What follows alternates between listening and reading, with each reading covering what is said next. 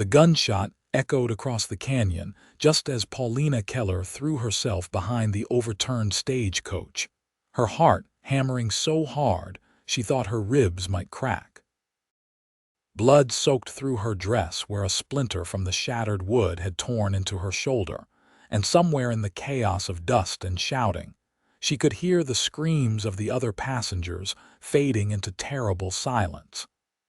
It was June 1878, and she had been traveling from California to St. George, Utah to start a new life as a schoolteacher.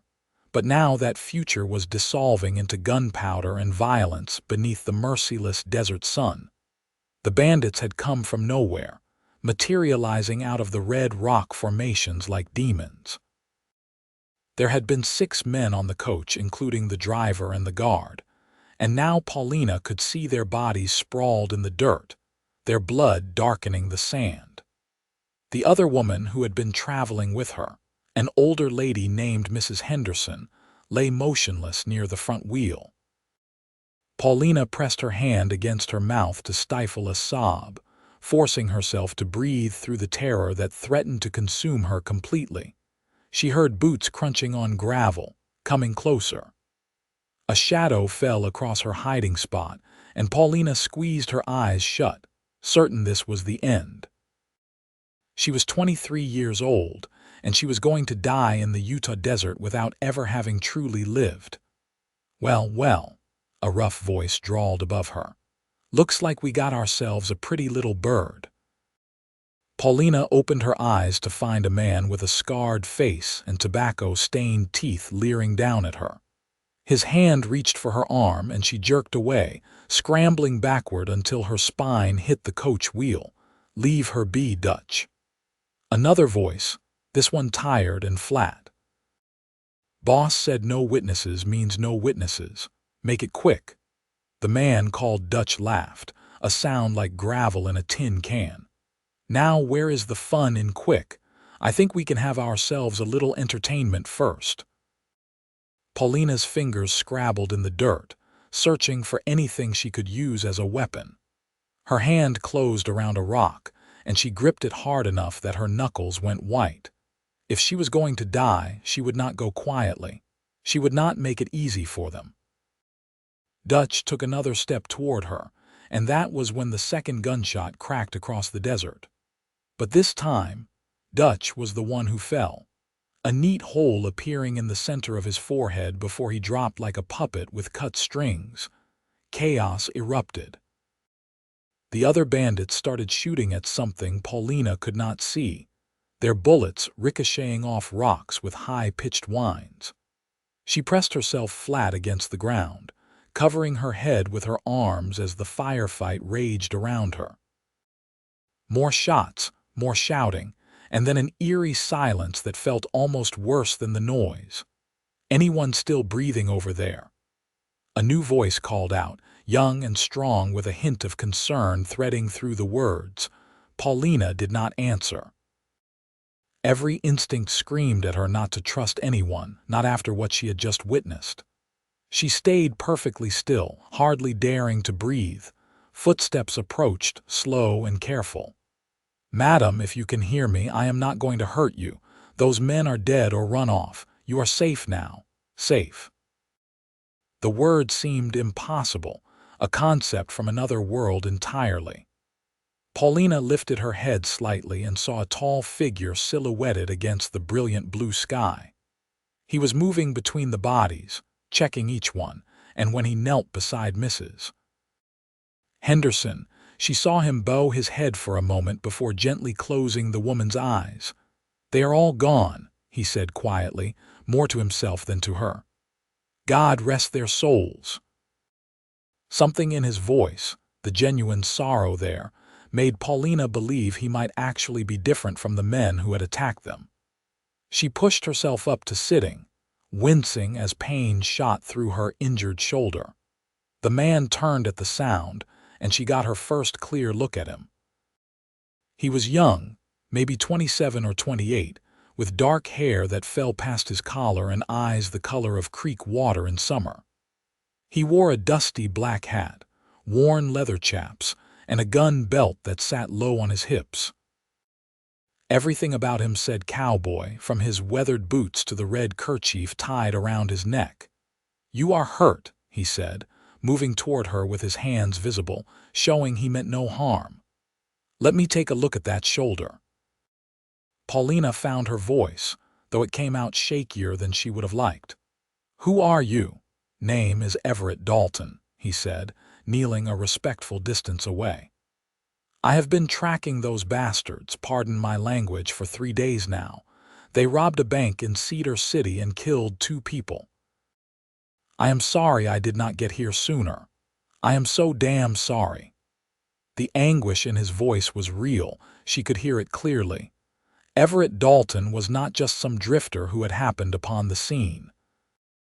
He had been hunting these men, trying to stop them, and he was genuinely devastated that he had not arrived in time to save everyone. "I am Paulina," she whispered. "Paulina Keller. Miss Keller." He touched the brim of his hat in a gesture that seemed oddly formal given the circumstances. "I know you have no reason to trust me, but that wound needs tending and we cannot stay here. More of those men might come back, or others might show up looking to scavenge. Will you let me help you?" She studied his face, searching for any sign of deception, but found only honest concern and a bone-deep weariness that spoke of too many days in the saddle and too many horrors witnessed. Finally, she nodded. Everett moved closer, his touch gentle as he examined her shoulder. "The bleeding has mostly stopped, but we need to clean this properly. My horse is just over that ridge. Can you walk?" "I think so." Paulina let him help her to her feet, swaying slightly as dizziness washed over her. His arm immediately went around her waist, steadying her, and she found herself leaning against him more than she had intended. "Easy now," he murmured. "You have had a terrible shock. Just take it slow." They moved away from the carnage of the stagecoach, Everett supporting most of her weight as they climbed over the rocky terrain. His horse, a magnificent chestnut mare with a white blaze, waited patiently where he had ground-tied her. Everett helped Paulina sit in the shade of a large boulder before retrieving a canteen and a clean cloth from his saddlebag.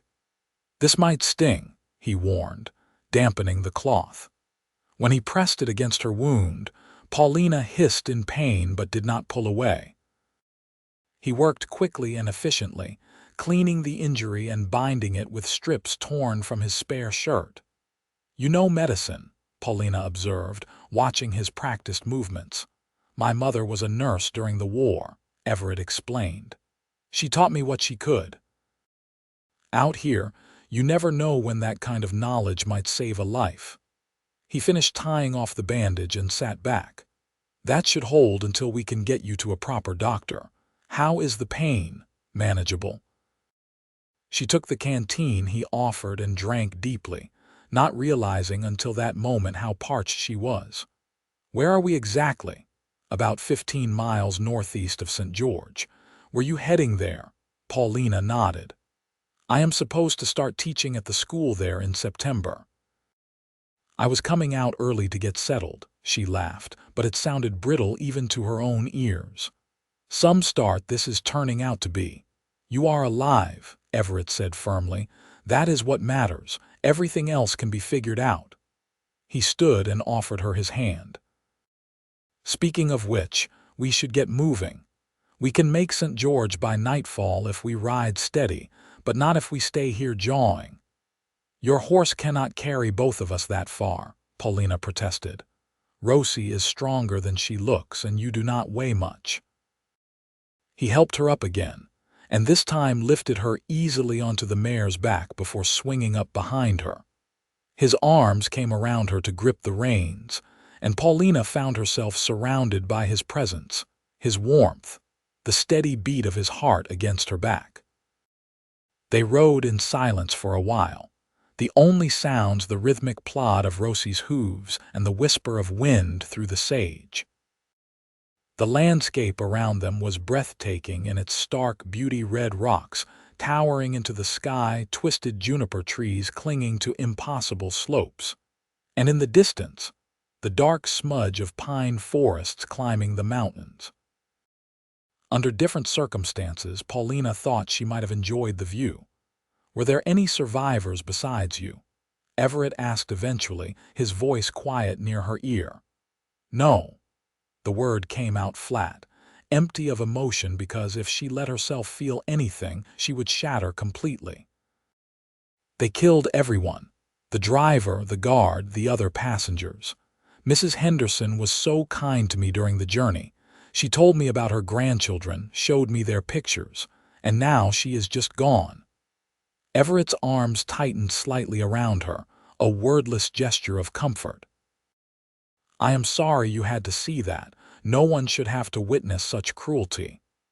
"But you do," Paulina said, twisting slightly to look up at him. "You track these kinds of men, you see this all the time." His jaw tightened. "That does not make it any easier. Every time I arrive too late, every body I have to bury, it takes a piece of me. But someone has to stand against men like that. Someone has to try to make things right." "Are you a lawman?" "Not officially. I was a deputy in Colorado for a while, but that ended badly." He did not elaborate, and Paulina did not press. "Now I just go where I am needed. Sometimes sheriffs hire me to track outlaws. Sometimes I do it for the bounty. And sometimes I do it because if I do not, no one else will." There was something profound in that statement, a loneliness that echoed the hollow place in Paulina's own chest.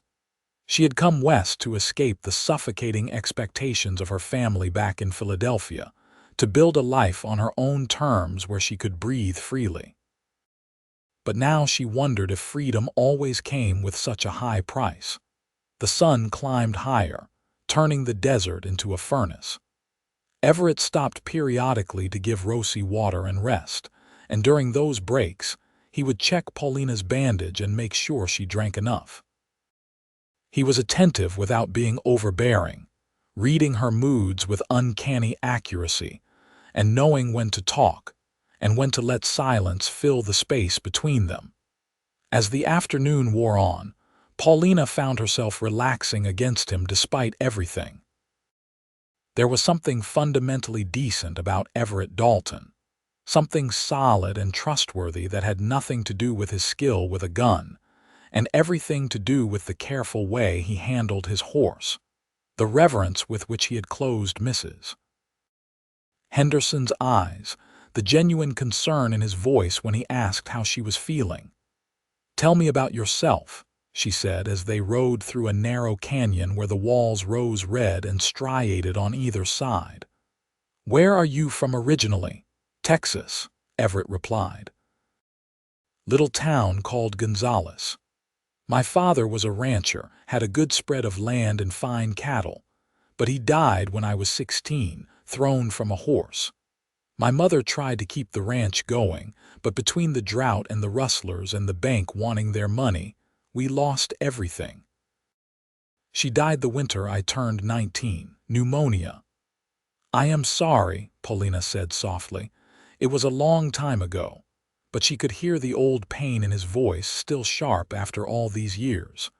"After that, I drifted for a while. Worked cattle drives, hired my gun out for protection, tried my hand at prospecting. Eventually ended up in Colorado, which is where I became a deputy. Met a woman there, thought I might finally settle down." He fell silent, and Paulina waited, sensing there was more to the story. "Her name was Charlotte," Everett continued finally. "She was beautiful, educated, everything I thought I wanted. We were engaged to be married. But then a gang came through town, real bad men, and they took hostages. Charlotte was one of them.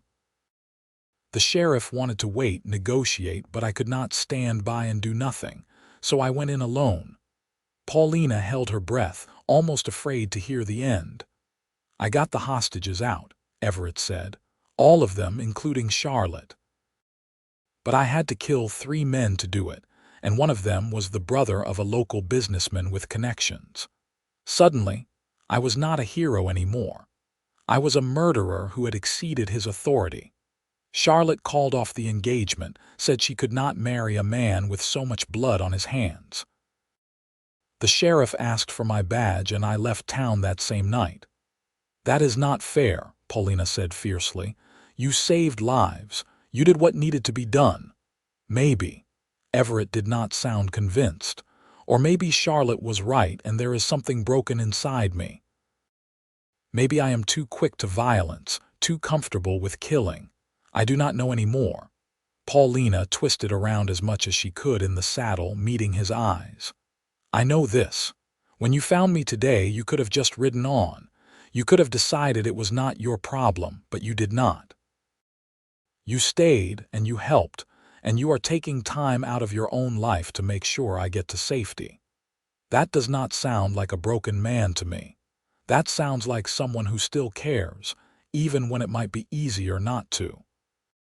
Something shifted in Everett's expression, a crack in the wall he had built around himself. You are kind to say so, Miss Keller. Paulina, she corrected. After everything we have been through today, I think you can call me Paulina.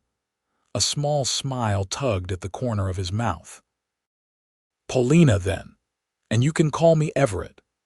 They rode on, and gradually the harsh desert terrain began to give way to greener land. They passed small farms and ranches, saw cattle grazing on sparse grass, and finally, as the sun was beginning its descent toward the horizon, the town of St. George appeared before them. It was larger than Paulina had expected, with a main street lined with businesses, several churches with their distinctive Mormon architecture, and neat houses spreading out in all directions. The red rocks surrounding the town glowed like fire in the late afternoon light, and despite the trauma of the day, Paulina felt a flutter of hope in her chest. This was going to be her home. She was going to build a life here. Everett guided Rosie down the main street, drawing curious looks from the people they passed. A woman carrying a basket of vegetables stopped to stare. A group of men outside the general store fell silent, their eyes tracking the strangers. Where is the doctor's office? Everett called out to them. One of the men pointed.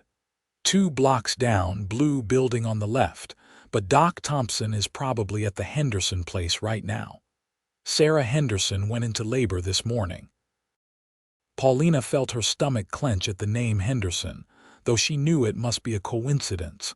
It was a common enough surname. And the sheriff? Everett asked. Sheriff Garrett's office is right across from the docks. You in some kind of trouble? No trouble, Everett assured him. But I have news he will want to hear. They found the sheriff's office easily enough. Everett dismounted and helped Paulina down, his hands steady on her waist. Her legs wobbled when her feet hit the ground, and she grabbed his arm for support. I have got you, he murmured, and together they walked into the office. The sheriff was a broad-shouldered man in his 50s with a magnificent mustache and shrewd gray eyes. He looked up from the papers on his desk as they entered, and his expression immediately sharpened with concern. What happened? He asked, rising to his feet. Everett laid it out simply and clearly. Everything from the bank robbery in Cedar City to the attack on the stagecoach to the bodies still lying in the desert sun. The sheriff's face grew grimmer with each detail. The McCready gang, he said when Everett finished. We have been hearing about them for months now. They have been tearing a path of destruction from Nevada to here. You say you got 4 of them. 4 dead, 2 ran off, Everett confirmed. I can lead you back to the site tomorrow if you want to recover the bodies. Appreciate that. Sheriff Garrett turned to Paulina, his expression softening. Miss, I am truly sorry for what you have been through. You have family here in St. George. No, Paulina said. I am the new schoolteacher, or I am supposed to be. I was hired by correspondence through the Territorial Education Board. I have a letter of introduction somewhere. She gestured vaguely at her dress, realizing for the first time that her traveling bag with all her possessions had been on the stagecoach. Everything she owned was either destroyed or scattered across the desert. "Do not worry about that now," the sheriff said kindly. "We will get it sorted out. In the meantime, you need proper medical attention for that shoulder, and you need a place to stay. My wife and I have a spare room. You are welcome to it until we can arrange something more permanent." Tears pricked at Paulina's eyes at the unexpected kindness. "Thank you, Sheriff. I do not know what to say. No thanks needed. We take care of our own here, and as far as I am concerned, you are one of ours now." He looked at Everett. "You planning on staying around for a bit, Dalton?" "At least until I give my full statement and show you where those bodies are," Everett said. "After that, I was thinking of pushing on to Nevada. I heard there might be work up that way." Something cold and sharp twisted in Paulina's chest at the thought of Everett leaving. It made no sense. She had known him for less than a day, and yet the idea of him riding out of her life felt unbearable. He had saved her. He had been kind to her. And more than that, she felt something when she was near him, a connection she could not quite name but did not want to lose. Sheriff Garrett nodded. "Well, you are welcome to stay at the boarding house. Widow Simmons runs a clean establishment and does not charge too much. Tell her I sent you." They said their goodbyes and stepped back out into the evening air. The temperature had dropped with the setting sun, and Paulina shivered in her thin dress. Everett immediately shrugged out of his vest and draped it over her shoulders. "You will freeze," she protested. "I have been colder." He adjusted the vest, and his fingers brushed against her collarbone, sending an unexpected spark of warmth through her. Their eyes met, and for a moment the world seemed to narrow down to just the two of them, standing in the gathering dusk. Everett cleared his throat and stepped back. "We should get you to the sheriff's house. That shoulder needs looking at properly, and you need food and rest." The walk to the Garrett home was short, and Mrs. Garrett proved to be just as welcoming as her husband.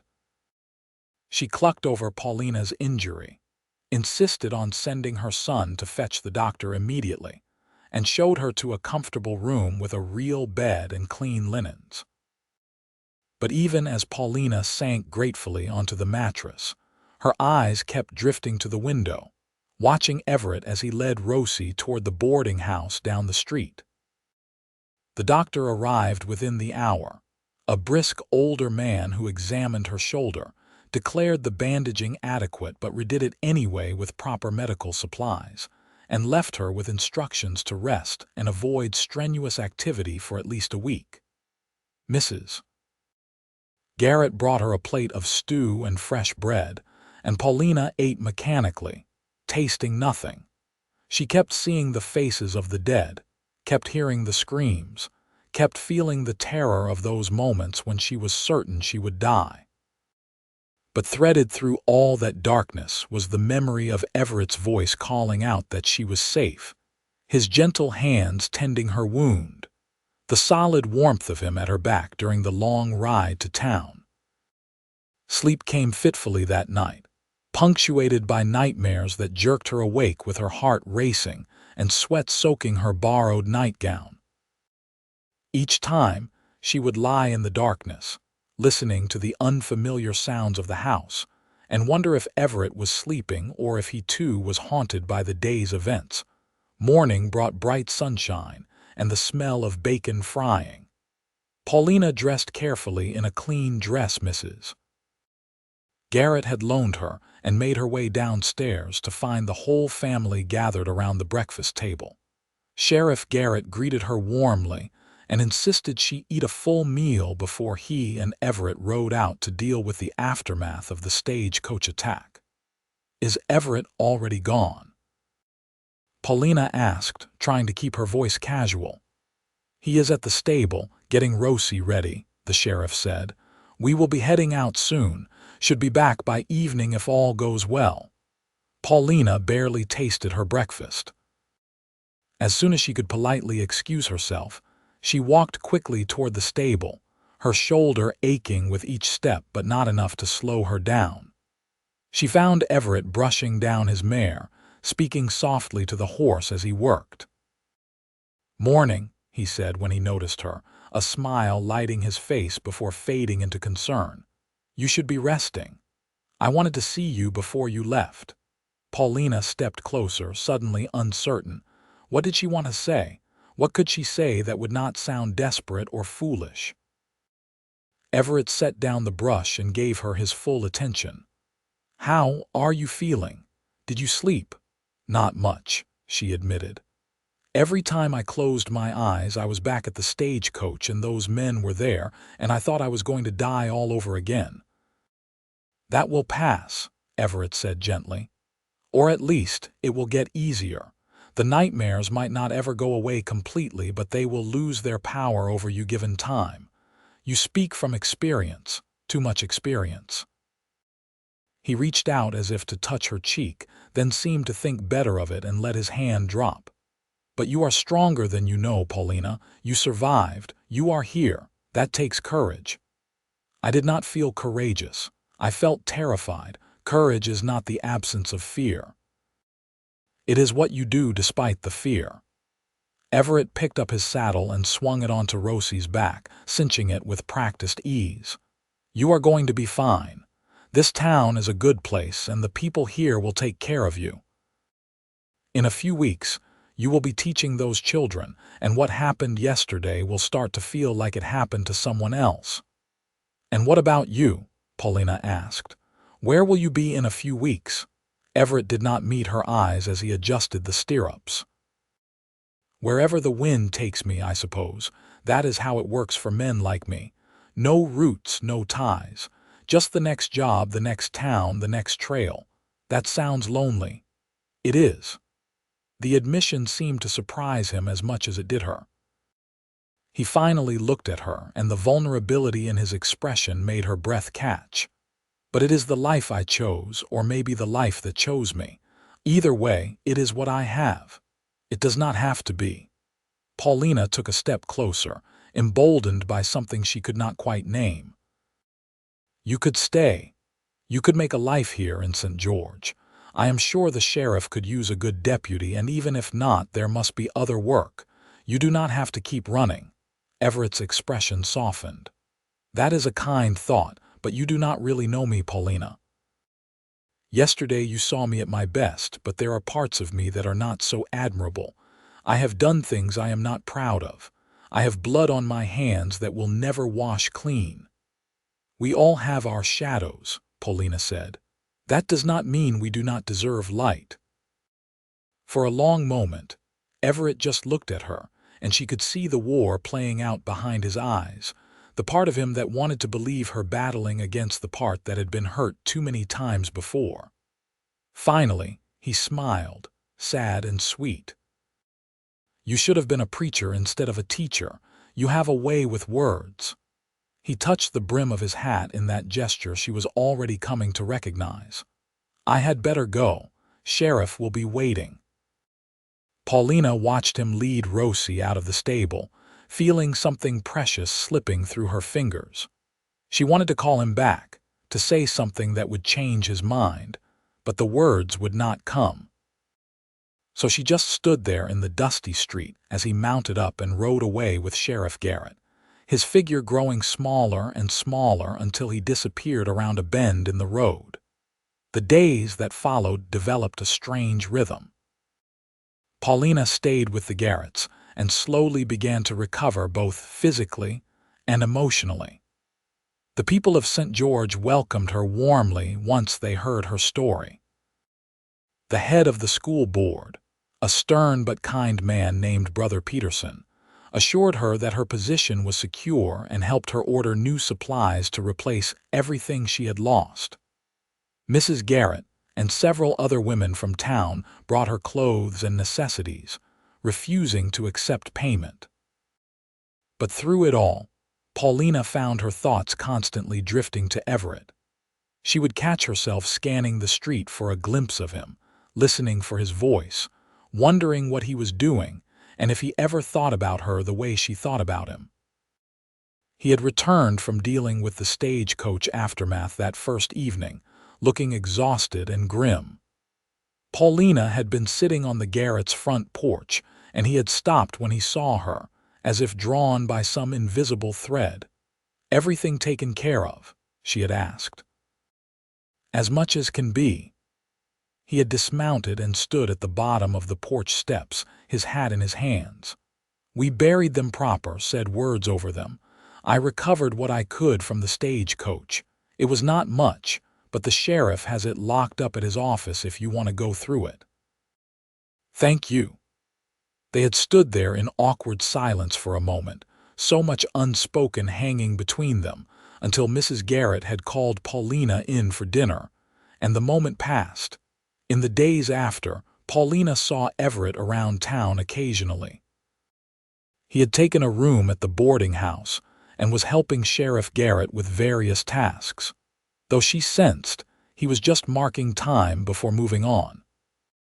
They would exchange pleasantries when they crossed paths, but there always seemed to be other people around, and the easy intimacy of their ride to town never quite returned. A week after the attack, Paulina felt well enough to start exploring her new home properly. She walked through the town, introducing herself to the merchants and families, getting a sense of the community she would be serving as a teacher. Everyone was friendly, eager to talk, and by the time the afternoon sun was beating down in earnest, she felt more settled than she had since arriving. On her way back to the Garrett house, she passed the church and noticed a small cemetery behind it. Something drew her in that direction, and she found herself walking among the headstones, reading the names and dates, thinking about all the lives that had ended and all the stories that would never be told. She was so lost in thought that she did not notice Everett until she nearly walked into him. He was standing before a fresh grave, his head bowed, and when he looked up, she saw grief etched in every line of his face. "I am sorry," Paulina said quickly. "I did not mean to intrude." "You are not intruding." Everett gestured at the grave. "This is Mrs. Henderson, the woman who was traveling with you. They brought her body back yesterday and buried her this morning. I thought someone should come pay respects, even if I did not know her." Paulina looked down at the simple wooden marker and felt tears sting her eyes. She was supposed to visit her daughter and meet her new grandchild. She was so excited. She could not stop talking about it. Did she have other family? A son in California, she said. "I suppose someone must have wired him." Paulina wiped at her eyes impatiently. "It is not fair. She was just traveling, just living her life, and those men killed her for no reason at all except that they could." "No, it is not fair," Everett agreed. "Nothing about this world is fair.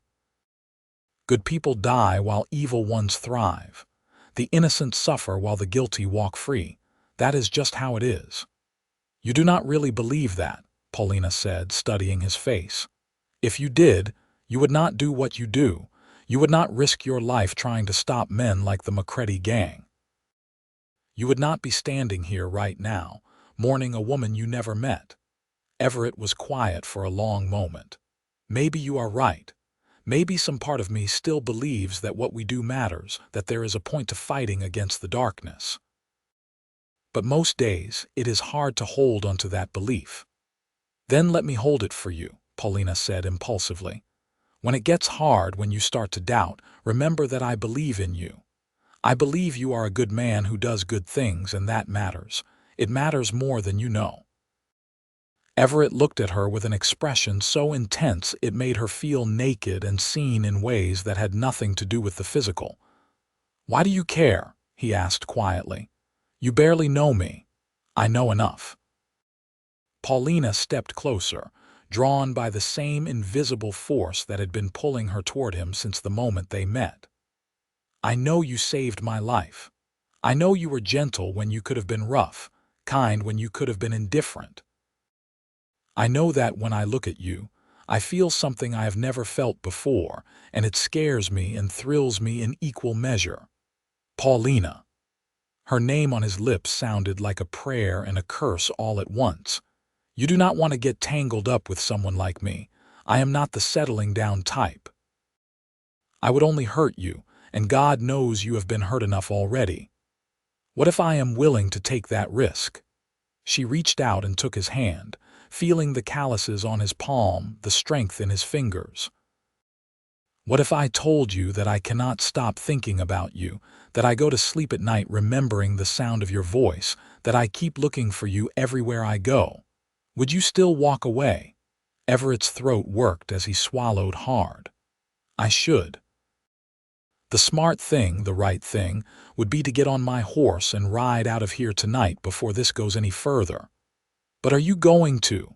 He looked down at their joined hands, then back up at her face. I do not know. I have been asking myself that same question every day since we got here, and I still do not have an answer. Then maybe you should stop overthinking it, Paulina said, surprising herself with her boldness. Maybe you should just let yourself feel for once, instead of always planning your exit. And what am I supposed to feel? His voice was rough, strained. Whatever is real. Paulina lifted her free hand and placed it over his heart, feeling it pound beneath her palm. This is real. What is happening between us, this connection, it is real. I may not have much experience with such things, but I know truth when I feel it. Everett covered her hand with his own, holding it against his chest. You terrify me, he said softly. You make me want things I gave up on years ago. A home, a future, someone to come back to. And the thought of wanting those things, of letting myself hope for them, scares me more than any outlaw ever could. Then, let us be scared together. Paulina smiled through the tears that were now flowing freely down her cheeks. Because I am terrified too. I came out here to be independent, to prove I could make my own way, and now all I can think about is how much I want you to stay. How much I want to know everything about you, all the parts you think are too dark or too broken. How much I want to build something with you, even though we barely know each other and every practical consideration says we should walk away. Practical considerations be damned, Everett said. And then he was pulling her into his arms, holding her against him with a fierceness that stole her breath. She wrapped her good arm around his neck, breathing in the scent of leather and sage and something uniquely him, and felt like she had come home. They stood like that for a long time, just holding each other in the shadow of the church, while the afternoon sun painted the red rocks gold. Finally, Everett pulled back just enough to look down at her, and the guardedness that usually shuttered his expression was gone, replaced by something open and vulnerable and achingly hopeful. I do not know how to do this, he admitted. I do not know how to be what you need, what you deserve. I am going to make mistakes. I am going to disappoint you. And I will forgive you, Paulina said simply. Just like I hope you will forgive me when I make mistakes, because I will. I can be stubborn and prideful, and I have a temper that surprises people. I am not perfect, Everett. But I am yours if you want me. Want you, he laughed, but it sounded suspiciously close to a sob. I have wanted you from the moment I saw you, bruised and bloody and still fighting. You are the bravest person I have ever met, and you make me believe that maybe, just maybe, I am not beyond redemption. You were never beyond redemption, Paulina said. You just needed someone to remind you. Everett bent his head, and she thought he was going to kiss her, but instead he pressed his forehead against hers, their breath mingling in the small space between them. Stay with me, he whispered. Not just today or tomorrow, but for as long as this thing between us lasts. Let me try to be the man you see when you look at me. I will, Paulina promised, but only if you promise to let yourself be happy, to stop running from the good things because you are afraid they will be taken away. Can you do that? I can try. He pulled back and took both her hands in his. I cannot promise I will be good at it, and there might be times when old habits kick in and I start looking for the door. But I swear to you, Paulina Keller, I will try every single day to be worthy of the faith you have in me. That is all I ask." She smiled up at him, feeling lighter than she had in days. "So what now?" "Now." Everett tucked a strand of hair behind her ear, his touch gentle. "Now I talk to Sheriff Garrett about making my arrangement here more permanent, and you focus on getting ready for school to start. And we take this one day at a time, figuring it out as we go." "That sounds perfect." They walked back toward town hand in hand, and if people noticed and whispered, Paulina did not care. She had faced death and survived. She had crossed half a continent to chase a dream. She could certainly handle small town gossip. Over the next few weeks, a new pattern emerged. Everett took on the role of deputy officially, and Sheriff Garrett was clearly pleased to have the help. Crime incent. George was relatively minor compared to some places, but the surrounding area was still rough country, and having someone with Everett's skills on hand gave the community peace of mind. Paulina threw herself into preparing for the school year, meeting with the families whose children would be in her class, setting up her classroom, and learning the curriculum. But her favorite times were the evenings, when she and Everett would walk together through the town, or ride out into the desert to watch the sunset paint the rocks in impossible colors. They talked about everything and nothing. Everett told her stories from his years of wandering, the strange characters he had met, the beautiful and terrible things he had seen. Paulina told him about growing up in Philadelphia, about her family who had been scandalized by her decision to come west, about the books she loved and the dreams she had for her students. Slowly, carefully, they learned each other. Paulina discovered that Everett loved music, but could not carry a tune to save his life, that he had a dry sense of humor that caught her off guard and made her laugh, that he was unfailingly kind to animals and children, but had a quick temper when it came to injustice or cruelty, that he had nightmares, same as her, and would wake gasping in the dark before dawn. Everett learned that Paulina was stronger than she looked, with a core of steel beneath her gentle exterior, that she played the piano beautifully and missed having one to practice on, that she loved teaching but had chosen it in part to escape the marriage her parents had been pushing her toward, that she cried easily but never without reason, and that her compassion extended to everyone, even those who did not deserve it. The first time Everett kissed her was on a warm evening in early July. They had ridden out to a spot he wanted to show her, a hidden canyon where a spring bubbled up from the rocks and created a small oasis of green.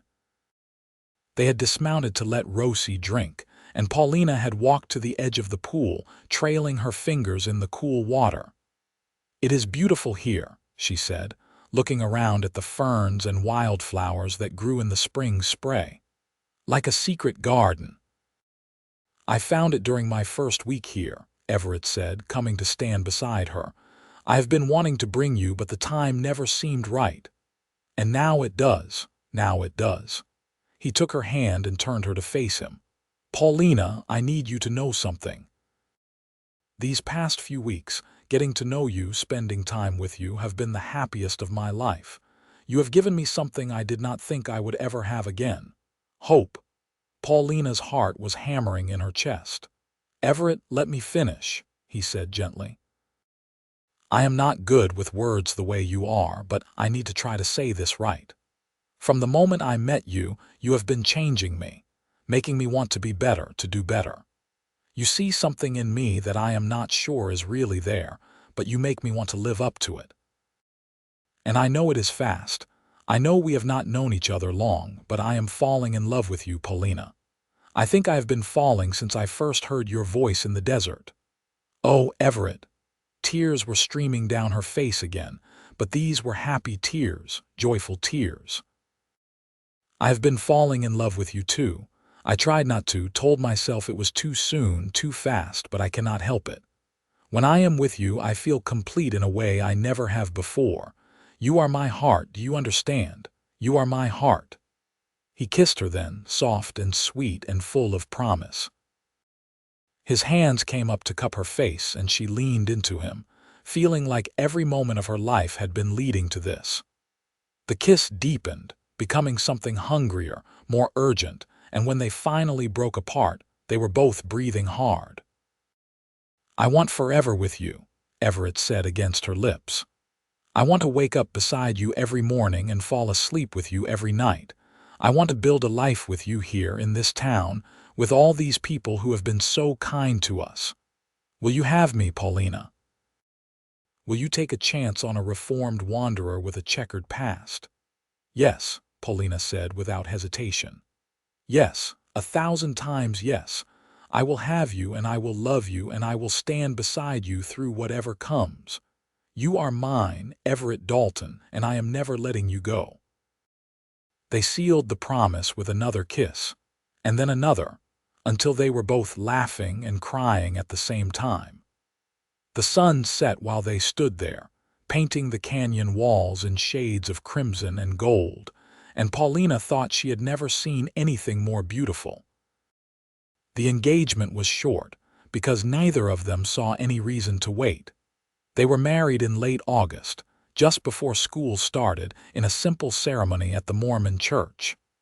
The whole town turned out, and Paulina wore a dress that Mrs. Garrett and the other women had helped her sew, simple but elegant in cream-colored linen. Everett looked devastatingly handsome in his best suit, his eyes never leaving her face as she walked down the aisle. Sheriff Garrett stood up as his best man, and one of the other teachers, a kind woman named Sarah, served as Paulina's attendant. The ceremony itself was brief but meaningful, and when the minister pronounced them husband and wife, Everett kissed her with such tenderness that several women in the congregation sniffled audibly. The reception was held at the church hall, with food provided by various families and music supplied by a group of local musicians. Paulina danced until her feet hurt, whirling from partner to partner as tradition demanded. But her eyes always returned to Everett, tall and proud, watching her with such love it made her heart ache. Finally, as the evening wound down and the guests began to depart, Everett claimed her for one last dance. They moved together slowly, not really dancing so much as swaying in place, content just to be close. "Happy?" he asked, his lips near her ear. "Happier than I ever imagined possible," Paulina replied honestly. I did not know I could feel this much," Everett admitted. "I am terrified I am going to wake up and find this was all a dream." "It is real," Paulina assured him. "We are real. This life we are building, it is real and solid and ours." They had taken a small house on the edge of town, nothing fancy but comfortable and filled with light. Everett had spent the past week fixing it up, repairing loose floorboards and patching holes in the roof, determined to make it perfect for his bride. When he carried Paulina over the threshold that night, she looked around at the simple furniture he had built and the wildflowers he had placed in jars around the room, and fell in love with him all over again. Their wedding night was tender and passionate, a claiming and a surrender all at once. Everett was gentle, attentive, learning her body with the same focus he brought to everything else. And when they finally lay tangled together in the darkness, both of them sated and content, Paulina felt a peace settle over her that she had never known before. "I love you," she whispered into the night. "I love you too," Everett whispered back, "more than words can say." The months that followed were busy but joyful. Paulina started teaching and discovered she adored it even more than she had expected. Her students were bright and curious, and she loved watching them learn, seeing their faces light up when they mastered a new concept. Some of them came from difficult circumstances, but she treated each one with patience and respect, and gradually they flourished under her care. Everett settled into his role as deputy with an ease that surprised both of them. Sheriff Garrett relied on him heavily, and the two men developed a strong working relationship. There was still occasional trouble, cattle rustlers or rowdy drunks, but nothing like the violence Everett had dealt with before. He seemed content with the slower pace, and gradually the tension that had always lived in his shoulders began to ease. At home, they were learning the rhythms of married life. Paulina discovered that Everett was terrible at cooking but excellent at cleaning, that he liked to read in the evenings, though he was almost embarrassed about it, as if he thought it made him less manly, that he had a protective streak a mile wide and would physically place himself between her and any perceived threat. Everett learned that Paulina was an early riser who liked to watch the sunrise with her coffee, that she sang when she was happy, usually songs he had never heard before, that she had strong opinions about everything from politics to religion and was not afraid to voice them, that she loved children and was wonderful with them, patient and kind but also firm when necessary. They had their first real fight in October, over something stupid that neither of them could quite remember later. Voices were raised, doors were slammed, and for several tense hours, Paulina genuinely wondered if they had made a terrible mistake. But then Everett came to her, his pride swallowed, and apologized with such sincerity that she found herself crying in his arms. "I told you I would mess this up," he said against her hair. "I told you I would disappoint you." "You did not disappoint me," Paulina said firmly. "You acted like a human being, imperfect and flawed, just like I did. We fought, and now we will make up and we will both try to do better next time. That is what marriage is, Everett. It is not perfection. It is two imperfect people choosing each other every single day." "I choose you," Everett said fiercely. "Every day, every moment I choose you." "And I choose you," Paulina replied. "Always." That winter was hard in different ways. A blizzard struck in early December, unusual for St. George, and several families found themselves in trouble. Paulina helped coordinate relief efforts, making sure everyone had enough food and fuel to weather the storm. Everett rode out with the sheriff to rescue a family whose ranch house had partially collapsed, and came home half frozen but triumphant with all 5 members of the family safely in tow. It was during those cold months, huddled together for warmth, that Paulina began to suspect she might be pregnant. She waited until she was sure, until the doctor confirmed it with a knowing smile, before telling Everett. She chose a quiet evening when he came home from work, weary but content, and simply took his hand and placed it on her still flat belly. "There is someone new I want you to meet," she said softly. Everett's eyes widened as understanding dawned. "Paulina." "Are you saying we are going to have a baby?" she confirmed, laughing at his stunned expression. "Sometime in early summer, the doctor thinks." For a moment, Everett just stared at her and Paulina felt a flutter of worry. Was he unhappy? They had not talked much about children, had been too busy just learning each other. But then his face broke into the widest smile she had ever seen, and he swept her up in his arms, spinning her around despite her laughing protests. "We are having a baby," he said wonderingly. "I am going to be a father." "Oh God, Paulina, I do not know the first thing about being a father." "Neither do I about being a mother," Paulina pointed out. "We will figure it out together, same as everything else." Everett set her down carefully, then knelt in front of her, pressing his face against her stomach. "Hello, little one," he whispered. "I do not know if you can hear me yet, but I am your papa, and I already love you more than I thought possible. You are going to have the best mother in the world, and I promise I will do everything I can to be worthy of being your father." Paulina ran her fingers through his hair, her heart so full she thought it might burst. This was happiness, she realized. This right here, this quiet moment with the man she loved and the child they had created together. This was everything she had ever wanted without even knowing she wanted it. The pregnancy progressed smoothly, though Paulina grew frustrated with the restrictions it placed on her. She continued teaching as long as the school board allowed, and then spent her last few weeks preparing the nursery and sewing tiny clothes. Everett fussed over her constantly, barely letting her lift a finger, until she finally had to tell him firmly that she was pregnant, not made of glass. The baby came on a hot June evening, almost exactly a year after Paulina had arrived in St. George. The labor was long and difficult, and there were moments when Everett paced outside like a caged animal, terrified something would go wrong. But finally, as the sun was setting, the doctor emerged with a squalling bundle and a tired smile. "You have a son," he announced, "and your wife wants you."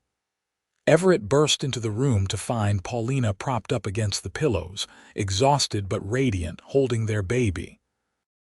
He approached almost reverently, and when she placed the infant in his arms, he looked down at the tiny red face with such awe that Paulina started crying again.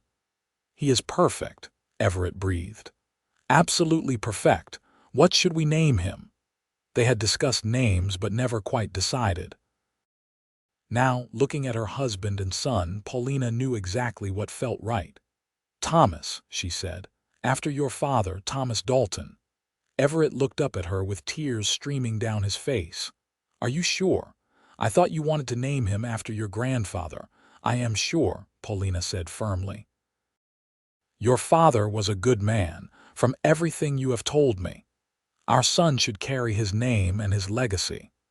So Thomas he became, and he was the most loved baby in all of St. George. Everyone in town seemed determined to spoil him, bringing gifts and offering advice until Paulina and Everett were overwhelmed with the generosity. But through it all, they remained grounded in each other, partners in this new adventure of parenthood. The first few months were exhausting in ways Paulina had not anticipated. Thomas was a colicky baby who cried for hours at a time, and there were nights when both she and Everett were so tired they could barely see straight.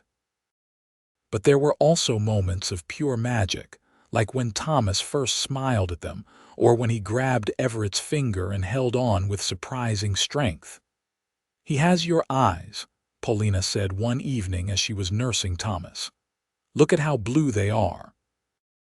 "But he has your stubborn chin," Everett replied, gently touching the baby's face. "And probably your temper too, if his crying is any indication." "My temper? I seem to recall you throwing a plate last month when dinner got burned." "That plate slipped," Everett protested, but he was grinning. "I would never throw anything. I am a paragon of self-control." Paulina laughed so hard she nearly dislodged Thomas, who squawked in protest. "You are many things, my love, but a paragon of self-control is not one of them." As Thomas grew, so did their life together. Paulina returned to teaching when he was 6 months old, and Mrs. Garrett offered to watch him during the school day. The arrangement worked beautifully, and Paulina was grateful to still have her work, to still be making a difference in the community. Everett continued as deputy, and after 2 years, when Sheriff Garrett announced his retirement, Everett was the natural choice to replace him. He was hesitant at first, remembering how badly things had gone in Colorado, but Paulina encouraged him to take the position. "You are not that man anymore," she told him. "You have grown and changed, and this town trusts you. They know you will do right by them." So Everett became Sheriff Dalton, and he wore the badge with pride and humility in equal measure. He was fair but firm, compassionate but uncompromising when it came to the law. The people of St. George respected him, and more importantly, they trusted him to keep them safe, 3 years after Thomas was born, Paulina found herself pregnant again. This time, the baby was a girl, born with a full head of dark hair and lungs that could wake the dead. They named her Margaret after Paulina's grandmother, and she was as different from Thomas as night from day. Where he was cautious and thoughtful, she was bold and impulsive, charging into life with a fearlessness that both delighted and terrified her parents. "She is going to be trouble," Everett predicted, watching 2-year-old Margaret climb onto furniture she had no business climbing. "Beautiful, brilliant trouble. Takes after her father," Paulina said sweetly, and Everett threw a pillow at her. The years rolled on, bringing changes both large and small. Everett's hair started to gray at the temples, and Paulina found laugh lines appearing around her eyes. Thomas grew tall and serious, fascinated by books and learning. Margaret became the terror of the schoolyard, always organizing the other children into elaborate games. And then came David, their surprise baby born when Paulina was 32, who had his father's quiet intensity and his mother's gentle heart. Through it all, through the joys and sorrows, the triumphs and failures, Paulina and Everett held fast to each other. They had their fights, sometimes spectacular ones that left them not speaking for hours. But they always came back together, always chose each other, always found their way to forgiveness and understanding. One evening, when Paulina was 35 and Everett was 39, they found themselves alone for the first time in what felt like years. All 3 children were spending the night with friends, and the house was eerily quiet. "I do not know what to do with myself," Paulina admitted, wandering through the empty rooms.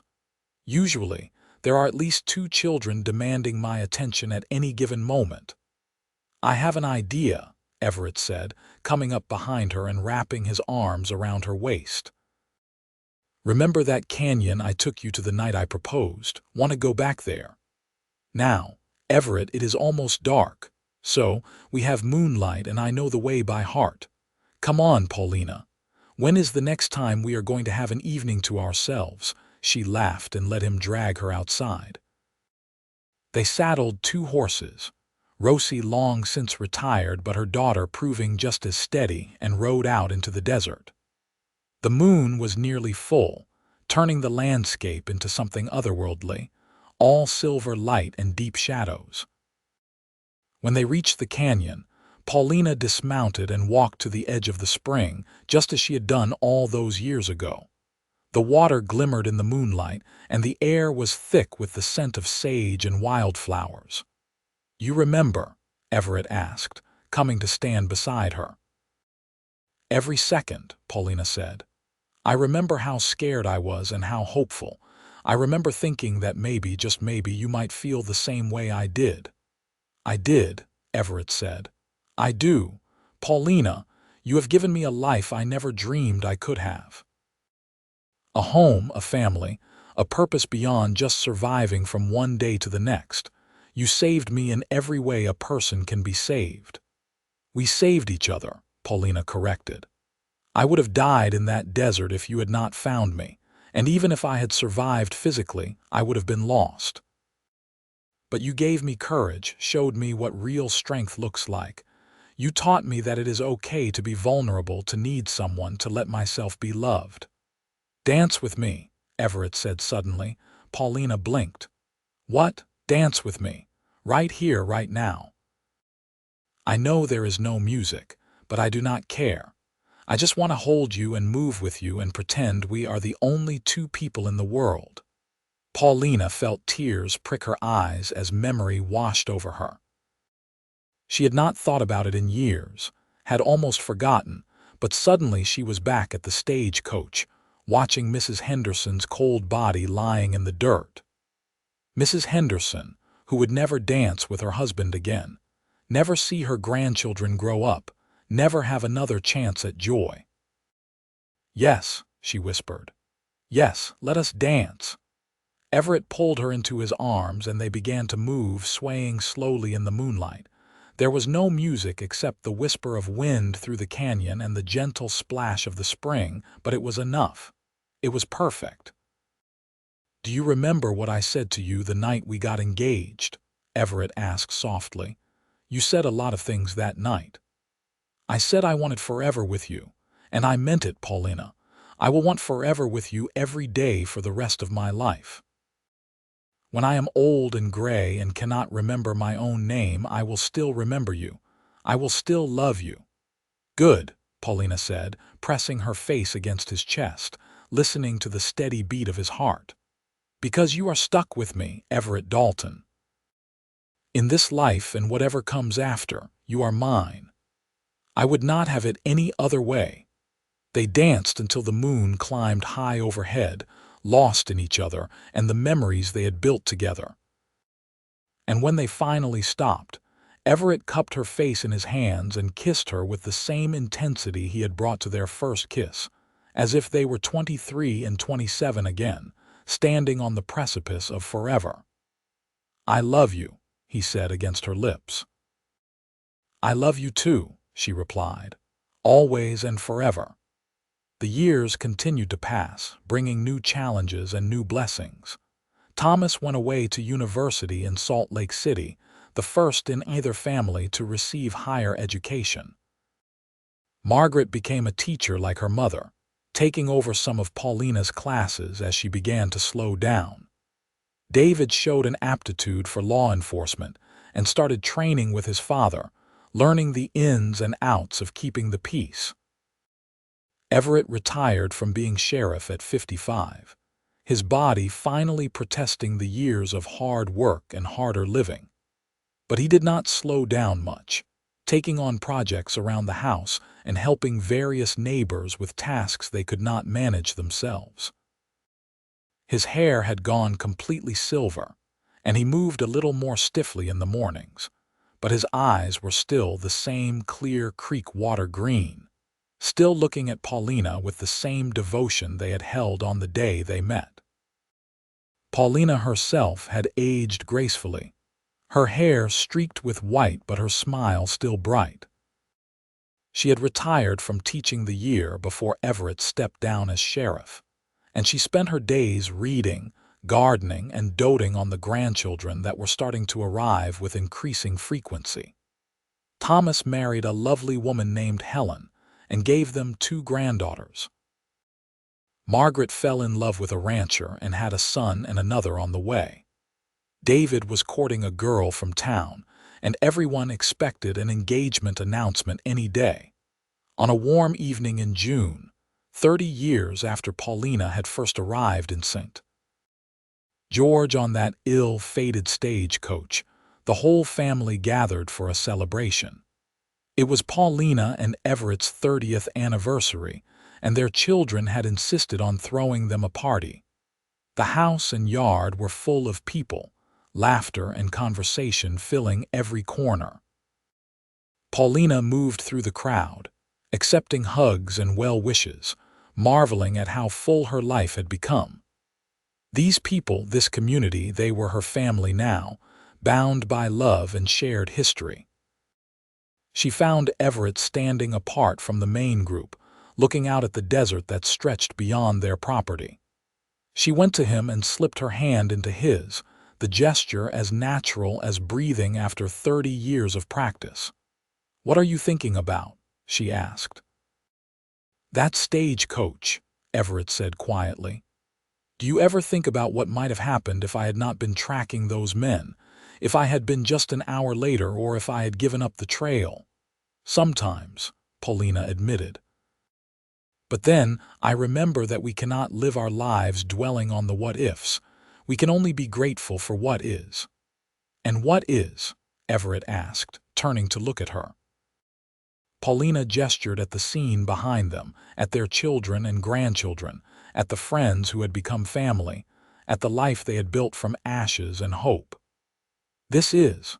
This beautiful, messy, perfect life. This love that has sustained us through everything. This home we have made, not just in a house or a town, but in each other. Everett pulled her close, and she went willingly, fitting against him the way she always had. "I am the luckiest man alive," he said. "To have found you, to have been given the chance to love you and be loved by you, it is more than I ever deserved." "You deserve every bit of happiness you have found," Paulina said fiercely. "You are a good man, Everett Dalton. You have always been a good man, even when you could not see it yourself."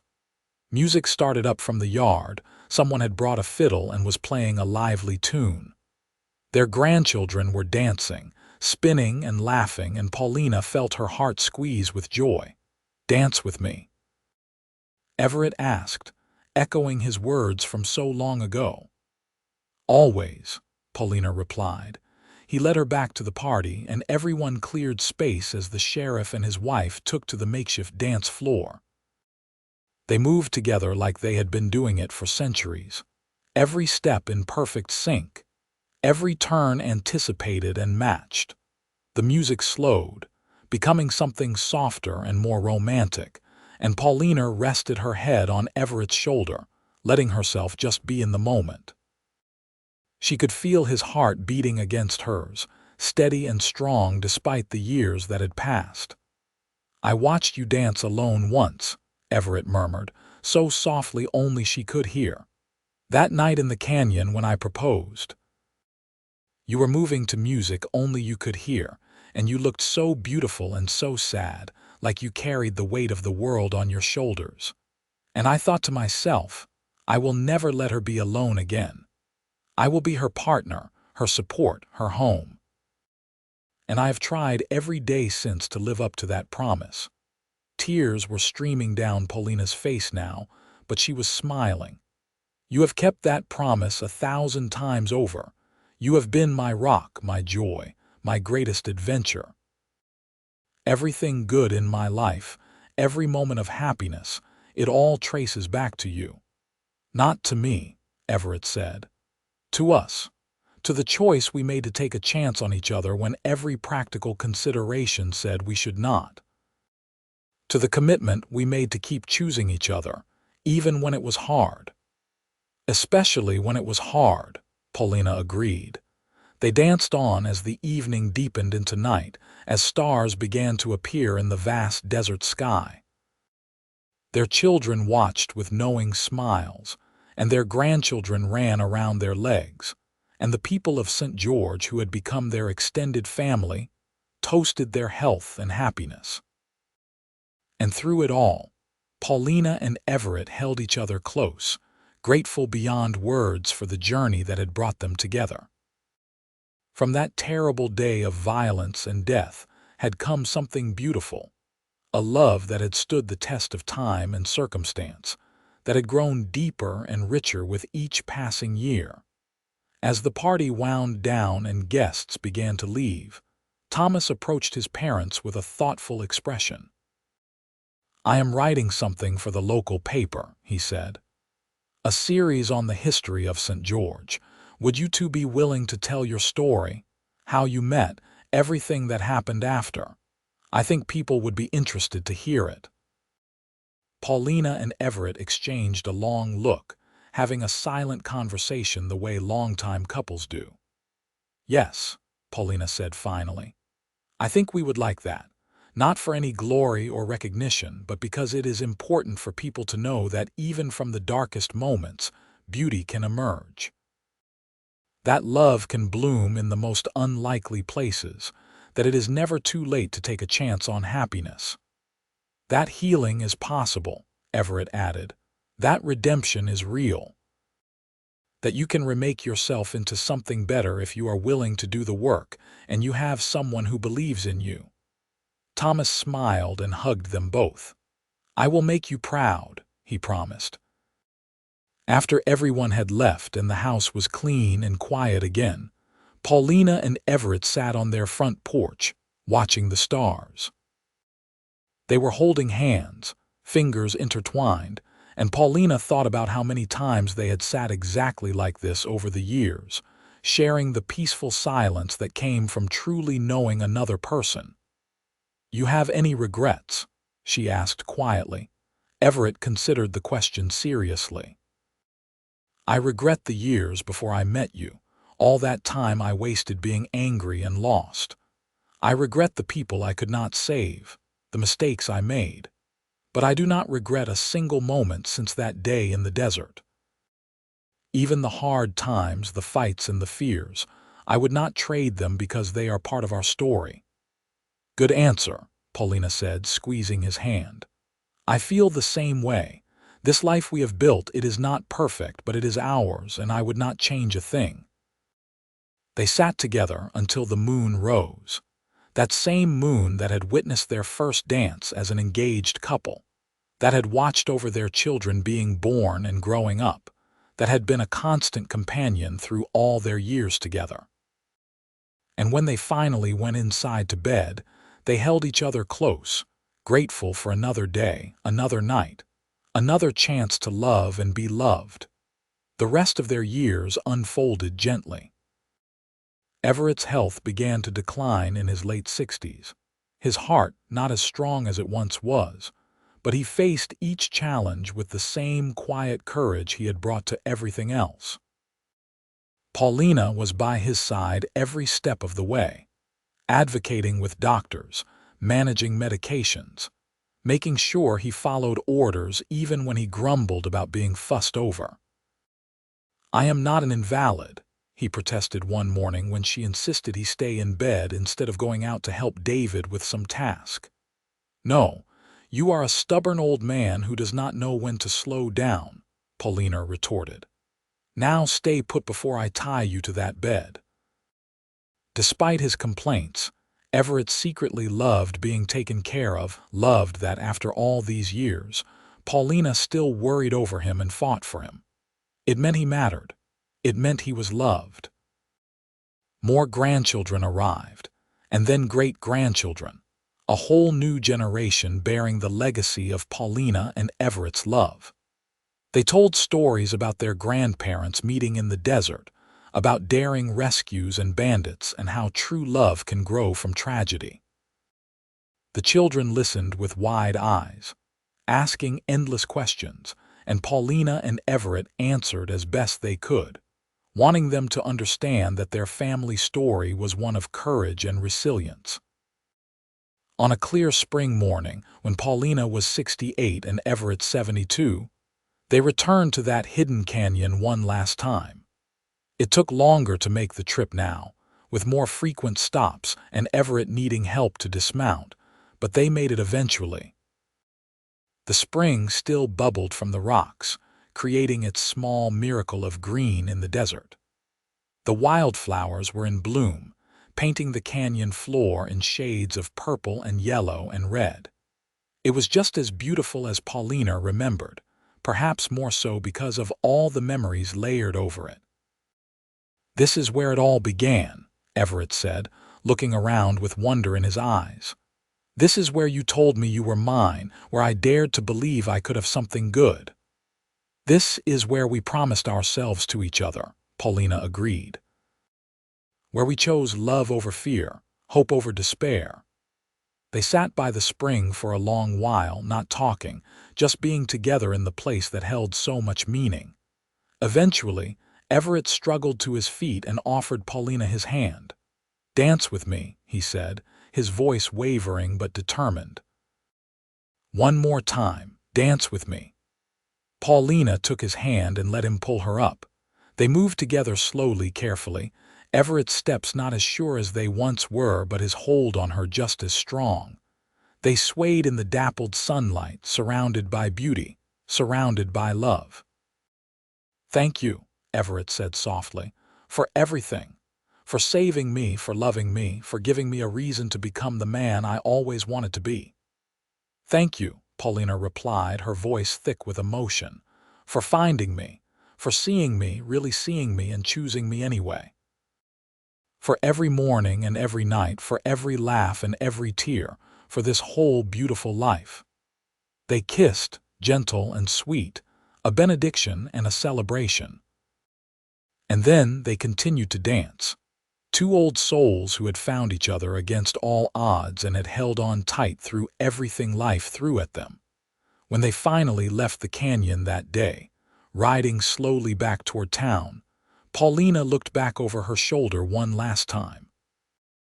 She thought about the young woman she had been, terrified and alone, certain her life was ending. She thought about the young man Everett had been, lost and searching for a purpose, and she thought about what they had become together. Partners, lovers, friends, parents and grandparents. Pillars of their community. But more than any of that, they had become each other's home, each other's haven, each other's heart. The sun was setting as they reached their house, painting the sky in glorious shades of orange and pink. Their family was gathered on the porch, waiting for them, and the sight made Paulina's heart swell with love. This was the legacy they would leave behind. Not wealth or fame, but love. Pure, enduring, transformative love that had rippled out from the two of them to touch countless other lives. Their children had learned from their example how to build strong marriages. Their grandchildren were learning the value of commitment and forgiveness. And the people of St. George had witnessed what it looked like when two people truly chose each other every single day. As Everett helped her down from her horse, his hands steady despite the tremor that sometimes affected them now, Paulina caught his eye and smiled. He smiled back, that same smile that had first captured her heart all those years ago, full of warmth and love and unshakable devotion. "I love you," she mouthed silently. "I love you too," he mouthed back. And hand in hand, they walked toward their family, toward their home, toward the golden years they would spend together, still dancing, still choosing each other, still grateful beyond words for the miraculous day when a cowboy watched her dance alone by firelight and said, "Dance with me," and never be alone again. Their story was not one of fairy tale perfection, but of real human beings who had faced darkness and emerged into the light together. It was a story of second chances and hard-won happiness, of faith rewarded and love triumphant. And it was a story that would be told and retold for generations, a testament to the power of courage, compassion, and the choice to open your heart even when every instinct screams at you to protect it. Years later, when Everett passed away peacefully in his sleep at the age of 81, Paulina grieved deeply, but not hopelessly.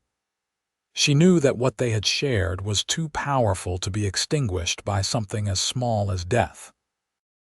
He lived on in their children, in their grandchildren and great-grandchildren, in the thousands of small kindnesses he had done throughout his life that had touched so many people. And most of all, he lived on in her heart, in the memories they had created together, in the love that had sustained her through every trial and triumph.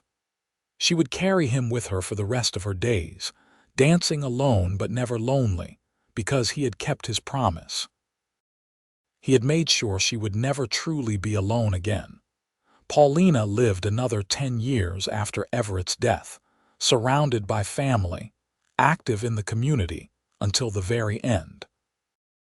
And when she finally closed her eyes for the last time at 81, she did so with a smile on her face, eager to see what came next, confident that wherever it was, Everett would be waiting for her. On her gravestone next to Everett's, their children had inscribed a simple epitaph. "She danced alone until he asked her to dance. They danced together forever after." It was a fitting tribute to a love story that had begun in violence and ended in peace, that had taken two broken people and made them whole. And sometimes, on quiet evenings when the moon is full and the desert blooms, people swear they can see two figures dancing in that hidden canyon by the spring. An old cowboy and his lady, moving together to music only they can hear, choosing each other still, loving each other always, their dance eternal and their joy complete.